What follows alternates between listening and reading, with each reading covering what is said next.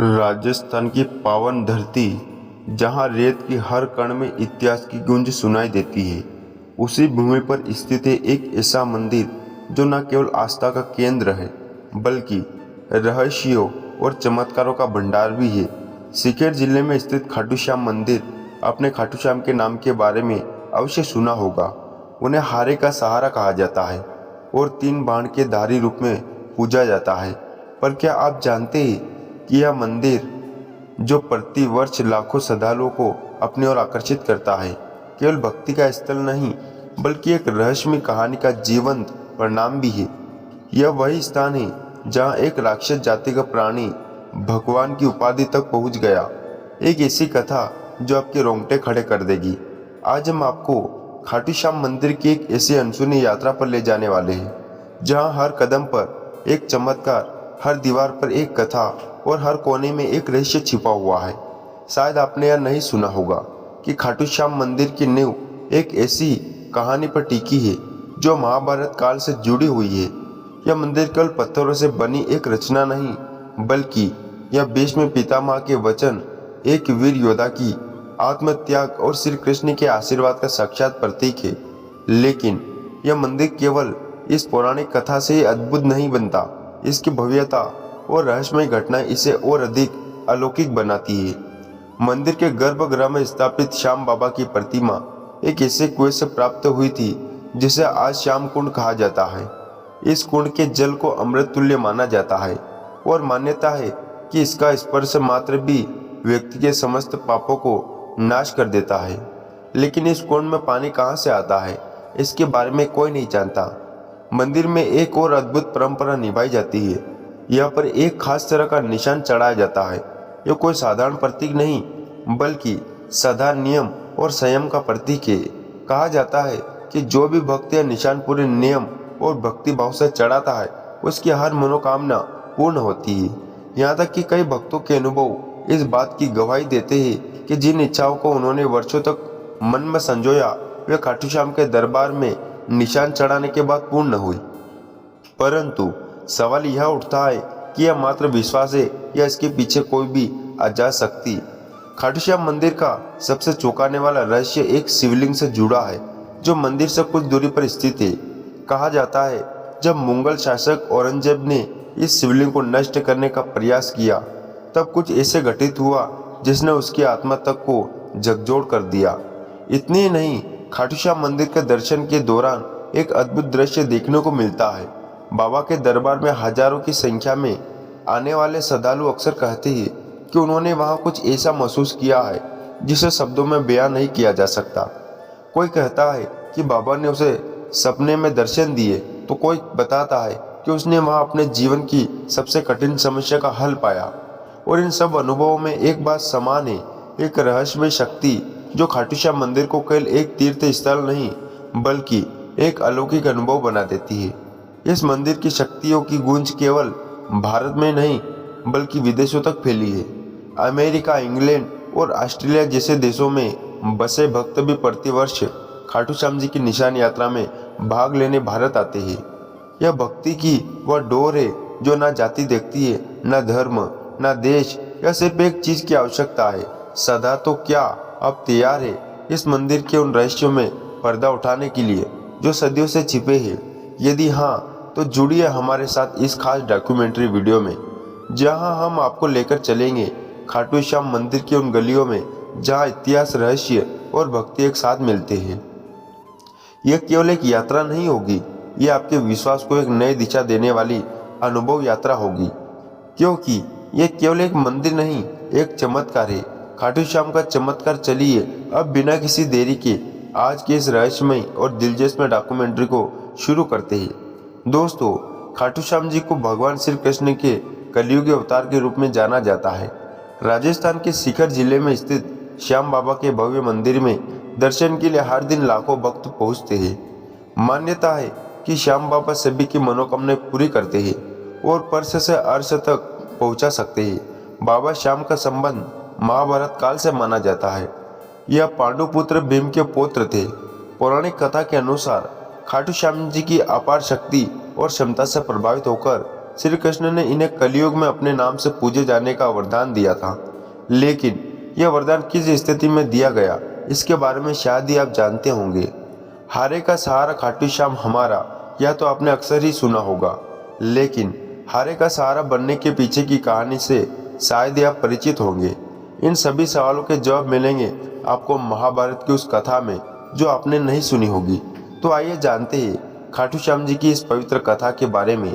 दोस्तों, इस कथा की शुरुआत होती है एक भयानक षड्यंत्र से जो दुर्योधन ने 500 पांडवों को मारने के लिए रचा था। जैसे कि आप सभी जानते हैं कि महाभारत में कौरवों और पांडवों का युद्ध दर्शाया गया है। दुर्योधन हमेशा से ही पांडवों को पसंद नहीं करता था, जिसकी वजह से उसके अंदर पांडवों के प्रति इतनी ज्यादा घृणा थी कि वह उन्हें किसी भी कीमत पर मारना नहीं चाहता था। जब भीष्म पितामह ने धृतराष्ट्र से युधिष्ठिर का राज्य अभिषेक कर देने के लिए कहा, तब दुर्योधन के पिता धृतराष्ट्र से कहा, पिताजी, यदि एक बार युधिष्ठिर को राज सिंहासन प्राप्त हो गया तो यह राज्य सदा के लिए पांडवों के वश का हो जाएगा और हम कौरवों को उनका सेवक बनकर रहना पड़ेगा। इस पर धृतराष्ट्र बोले, वत्स, ये दुर्योधन युधिष्ठिर हमारे कुल की संतानों में सबसे बड़ा है, इसलिए इस राज्य पर उसी का अधिकार है। फिर भी भीष्म तथा प्राजन भी उसी को राजा बनाना चाहते हैं। हम इस विषय में कुछ भी नहीं कर सकते। तुम पांडवों के रुकने का प्रबंध करो। धृतराष्ट्र के वचनों को सुनकर दुर्योधन ने कहा, ठीक है पिताजी, मैंने इसका प्रबंध कर लिया है। बस आप किसी तरह पांडवों को वाराणवत भेज दे। दुर्योधन ने वाराणवत में पांडवों के निवास के लिए पुरोचन नामक शिल्पी से एक भवन का निर्माण करवाया था, जो कि लाख चर्बी, सूखी घास, मूंछ जैसे अत्यंत ज्वलनशील पदार्थों से बना था। दुर्योधन ने पांडवों को उस भवन में जला डालने का षड्यंत्र रचा था। धृतराष्ट्र के कहने पर युधिष्ठिर अपनी माता तथा भाइयों के साथ वाराणवत जाने के लिए निकल पड़े। दुर्योधन के षड्यंत्र के बारे में जब विदुर को पता चला तो वे तुरंत ही वाराणवत जाते हुए पांडवों से मार्ग में मिले और उन्होंने दुर्योधन के षड्यंत्र के बारे में बताया। फिर उन्होंने कहा कि तुम लोग भवन के अंदर से वन तक पहुंचने के लिए एक सुरंग अवश्य बनवा लेना, जिससे कि आग लगने पर तुम लोग अपनी रक्षा कर सको। मैं सुरंग बनाने वाला कारीगर चुपके से तुम लोगों के पास भेज रहा हूँ। जिस दिन पुरोचन के आग प्रज्वलन करने की योजना बनाई थी, उसी दिन पांडवों ने गांव के ब्राह्मणों और गरीबों को भोजन के लिए आमंत्रित किया। रात में पुरोचन के सोने पर भीम ने उसके कमरे में आग लगाई। धीरे धीरे आग चारों ओर लग गई। लाक्षागृह में पुरोचन तथा अपने बेटों के साथ बिलनी जलकर मर गई। लाक्षागृह के भस्म होने का समाचार जब हस्तिनापुर पहुंचा तो पांडवों को मरा समझकर वहां की प्रजा अत्यंत दुखी हुई। दुर्योधन और धृतराष्ट्र सहित सभी कौरवों ने भी शोक मनाने का दिखावा किया और अंत में उन्होंने पुरोचन, बिलनी और उसके बेटों को पांडवों का शव समझकर अत्यंत करवा दी।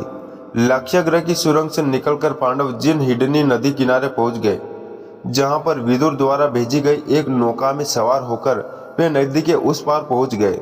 नदी पार पहुंचने के बाद वह सभी एक जंगल में पहुंचे। वहीं पर हिडिम नाम का राक्षस अपनी बहन हिडिंबा के साथ रहता था। हिडिंबा पर अपना जोर चलाता था और उसे मानवों का मांस लाने के लिए कहता था। मजबूरी में हिडिंबा को भी ऐसा करना पड़ता था। रात के समय जब सभी पांडव सो रहे थे तो उनमें से भीम सभी का पहरा दे रहे थे। जब हिडिंबा अपने भाई हिडिंब के आदेश पर पांडवों को मारने के लिए गई, तभी उसकी नजर भीम पर आ गई और वह भीम को देखकर मोहित हो गई, उनसे प्रेम करने लगी। भीम को मोहित करने के लिए हिडिंबा ने सुंदर अप्सरा का रूप धारण किया और भीम के पास गई। लेकिन इसी बीच हिडिंबा का भाई हिडिंबा वहां आ गया, जो पांडवों को मारकर उनका मांस खाना चाहता था। उसने भीम पर हमला कर दिया, जिससे भीम और हिडिंबा के बीच युद्ध छिड़ गया। इस युद्ध में भीमसेन की विजय हुई और हिडिंब मारा गया। इसके बाद हिडिंबा अपने असली रूप में आई और उसने भीम के सामने विवाह का प्रस्ताव रखा। लेकिन भीम ने यह कहकर विवाह से इनकार कर दिया कि तुम राक्षस कुल की हो। इसके बाद हिडिंबा माता कुंती के पास गई, उनसे भीम और अपने विवाह की बात कहने लगी। तब कुंती विवाह के लिए तो मान गई, लेकिन उन्होंने हिडिंबा के सामने एक शर्त भी रख दी। शर्त के अनुसार भीम हिडिंबा के साथ केवल तब तक ही रहेगा जब तक कि उन्हें संतान की प्राप्ति नहीं हो जाती। हिडिंबा भीम के साथ विवाह करना चाहती थी, इसलिए वह इस शर्त को मान गई। इसके बाद दोनों का गंधर्व विवाह हुआ और वह जंगल में साथ रहने लगे कुछ समय बाद हिडिंबा और भीम का एक पुत्र भी हुआ जिसका नाम घटोत्कच रखा गया। समय बीता और घटोत्कच का विवाह दैत्य राज मोरा की बेटी अहिल्यावती के साथ हुआ, जिन्हें मोरनी और कामलकांतिका के नाम से भी जाना जाता। घटोत्कच घटोत्कच की अहिल्यावती के 2 पुत्र हुए। घटोत्कच के एक पुत्र का नाम बर्बरिक और दूसरे का नाम अंजल परवा रखा गया। बर्बरिक ने शस्त्र शास्त्र और अन्य सभी ज्ञान अपनी माँ अहिल्यावती का आशीर्वाद लेकर प्राप्त किए। उन्होंने ही बर्बरिक को भगवान शिव की तपस्या करने के लिए प्रेरित किया, जिसके बाद भगवान शिव ने बर्बरिक से प्रसन्न होकर उन्हें 3 अभेद बाण दिए जो कि पूरी सेना का विनाश कर वापस तरकश में आ सकते हैं। समय बीता और जब कौरव और पांडवों के बीच युद्ध होना था तब बर्बरिक ने युद्ध में भाग लेने का निर्णय लिया। अब वैसे तो देखा जाए बर्बरिक को पांडवों की तरफ से ही लड़ना था, लेकिन इसी बीच उनका एक वचन था जो उन्होंने अपनी माँ से लिया था कि वे हमेशा हारे की तरफ से ही लड़ेंगे। उनका यह वचन ही आगे चलकर हारे का सहारा नाम की नींव बना। भगवान श्री कृष्ण युद्ध का परिणाम जानते थे और उन्हें डर था कि कहीं पांडवों के लिए उल्टा ना पड़ जाए। अंत उन्होंने ब्राह्मण का वेश धारण कर बर्बरिक का मार्ग रोककर उनसे पूछा कि आप कहाँ प्रस्थान कर रहे। बर्बरिक ने अपना देह बताया कि वह कुरुक्षेत्र जाकर अपना कर्तव्य निर्वाह करेंगे और इस पर ब्राह्मण रूप में श्री कृष्ण ने उन्हें अपना कौशल दिखाने को कहा। बर्बरिक ने एक ही तीर से पेड़ के सभी पत्तों को बेट दिया सिवाय एक पत्ते के जो श्री कृष्ण ने अपने पैरों के नीचे दबा दिया था। बर्बरिक ने ब्राह्मण रूपी से श्री कृष्ण से प्रार्थना की कि वह अपना पेड़ पत्ते के